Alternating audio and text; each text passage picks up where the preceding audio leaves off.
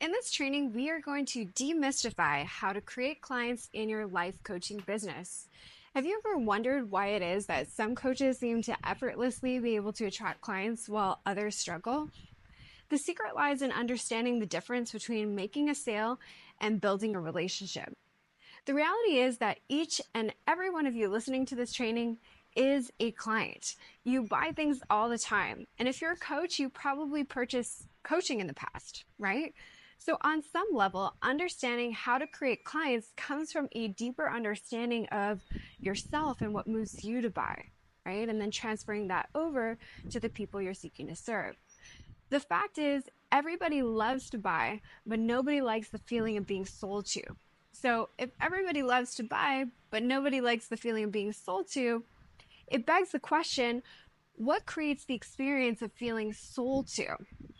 So think about it. I encourage you to make a list of your own answers and keep an inventory of the times that you've enjoyed a buying experience and the times that you didn't. By practicing this, it will help you become a more discerning buyer and a more conscientious seller. So what creates the impression that someone is being sold to stems from several distinct factors that make the interaction feel transactional rather than genuine. High pressure tactics are one of the primary culprits, right? When potential clients are bombarded with a false sense of urgency or scarcity messages, such as being told that they have to make a decision about a major investment now or the pricing will drastically change, they often feel pressured rather than valued. This pushiness creates a sense of discomfort, making the client feel like just another number in a sales quota rather than an actual person. Or it leads them to make a pressured decision without actual buy-in that will affect the client experience. Another significant factor is the lack of personalization, right? So generic pitches that rely on a one-size-fits-all approach can alienate potential clients. When sales conversations are scripted and fail to address the individual's specific needs and interests, it becomes evident that the person who's selling is focused more on the transaction than on genuinely helping and connecting. The transactional focus of many sales interactions further compounds the issue, right? When the primary goal is to secure an immediate conversion rather than build a relationship, people often sense the impersonal nature of the interaction, and it makes the interaction feel like a mere business transaction rather than a meaningful engagement aimed at problem solving or at fulfilling a need. Overpromising is another factor that can create the impression of being sold to. So exaggerated claims and guarantees that seem too good to be true often lead to some skepticism and distrust, right? So when someone's selling and they're not transparent about the potential downsides or limitations or the actual process involved, it further erodes that trust. Clients want to know that they're making informed decisions, and withholding critical information can make them feel deceived. Disregard for authentic engagement is also detrimental, right? If you're just focused on closing rather than genuinely engaging with the client, you fail to establish connection. And clients appreciate when we take the time to understand their journey and provide, ongoing support and value, and especially beyond the initial sale.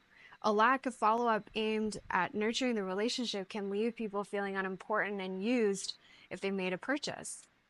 So we need to be extra mindful of these things because so far, usually they don't occur because people have an intention to be misleading. They happen because the needs of the seller are given priority over the well-being of the person they are there to serve. And it's a very human thing to have difficulty seeing past our own needs when it feels like our needs aren't being met. But to quote 𝗪𝗏𝗏, we are not born to be selfish. And the economics of living in community make it clear that short-term hustle rarely benefits anyone. But when you're flailing and looking for something, really anything to stand on, there's pressure to choose the selfish path. To a drowning man, everyone else is a stepping stone to safety. When it feels like we're drowning in bills and responsibilities and pressures and whatever it is, we may get all of this stuff intellectually and have the best of intentions, but no amount of logical explanation will make us feel like we're not drowning.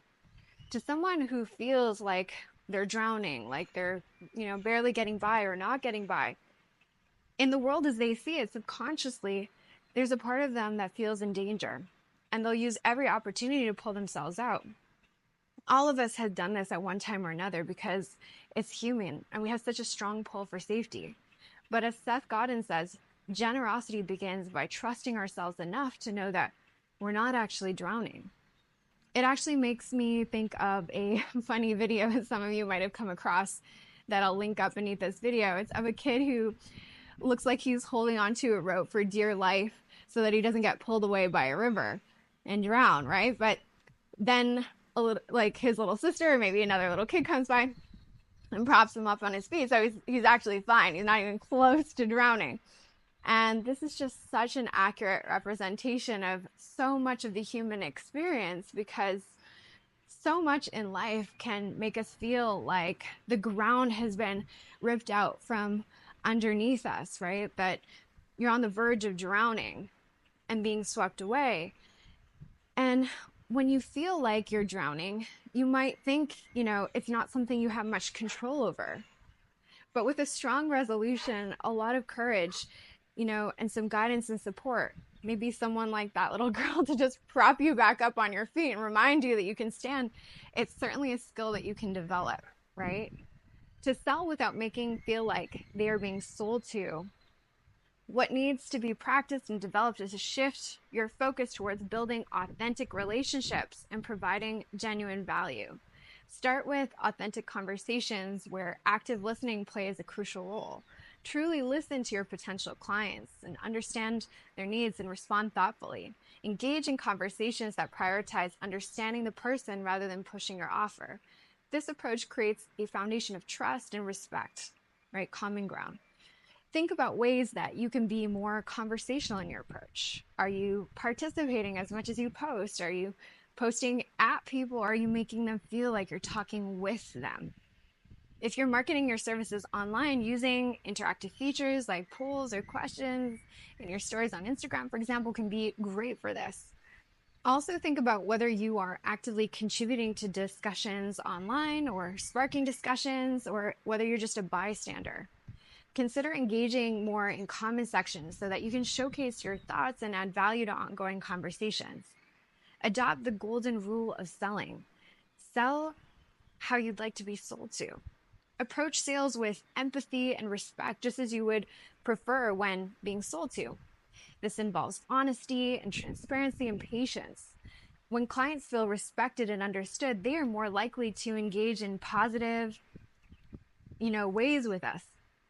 So focusing on selling to those who genuinely want what you have to offer is essential here. Targeted marketing efforts should be directed at people who are a want match for your services, those who are, already have an interest or need for what it is that you provide. By maintaining and inviting energy, you create opportunities for potential clients to explore your services without feeling coerced. This makes the interaction feel like, a chance to meet their needs rather than a hard sell. Building relationships first is crucial. Invest time in building genuine relationships with potential clients. Understand their goals, their challenges, their needs before presenting your services. By knowing your audience and clearly defining who you are equipped to help, you tailor your interactions to resonate with these people. This relationship building approach ensures that when you do offer your services, it feels like a natural progression rather than something that's forced or a sales pitch. Regular audits of your marketing and sales strategies can help maintain this balance. Evaluate your own approach periodically to ensure it aligns with your values and meets the needs of your audience.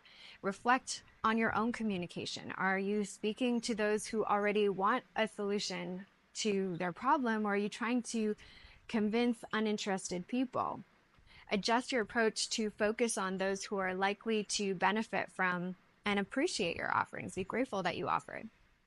To apply these principles to creating clients, as I already mentioned, consider actively contributing to discussions online. Engaging in comment sections and threads and groups where your target audience hangs out is a great way to build relationships and showcase your expertise. How much time are you spending building relationships with others that aren't just transactional? Think about it.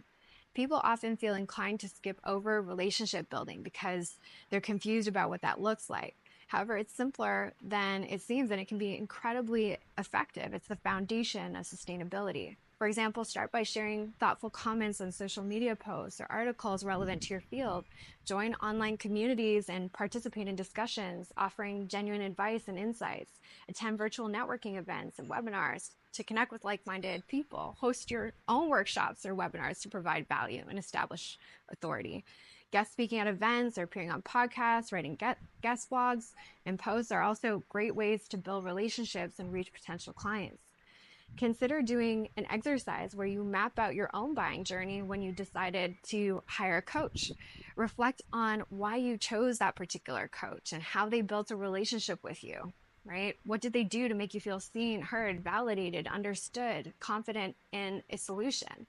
This reflection can provide valuable insights into how you can replicate that experience for your potential clients. So remember, building a relationship can take time or can take no time at all. It's about making people feel seen, heard, and validated and understood in what they're going through and what's possible.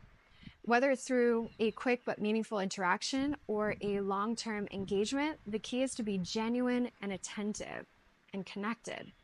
Leading your own workshops, guest speaking, and appearing on podcasts are all strategic ways to build relationships intentionally with people who could potentially become clients. These activities allow you to showcase your expertise and connect with your audience on a deeper level and provide value up front. So by focusing on relationship building rather than hard selling or trying to get a sale, you create an inviting atmosphere where potential clients feel comfortable and eager to engage with you, right?